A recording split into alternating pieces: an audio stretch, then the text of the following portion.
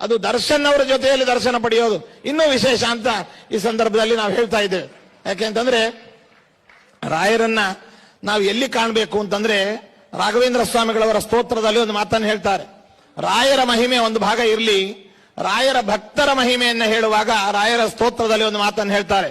ಯತ್ಪಾದ ಕಂಜರಜಸ ಪರಿಭೂಷಿತಾಂಗಾಹ ಯತ್ಪಾದ ಪದ್ಮ ಮಧುಪಾಯಿತ ಮಾನಸಾಯೇ ಯತ್ಪಾದ ಪದ್ಮ ಪರಿಕೀರ್ತನ ಜೀರ್ಣವಾಚ ತದ್ದರ್ಶನಂ ದುರಿತ ಕಾನನ ದಾವಭೂತಂ.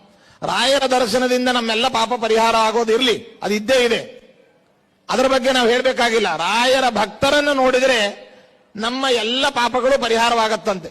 ಹಾಗೆ ನಮ್ಮ ದರ್ಶನ್ ಅವರು ವಿಶೇಷವಾಗಿ ರಾಯರ ಅಂತರಂಗ ಭಕ್ತರಾಗಿದ್ದಾರೆ.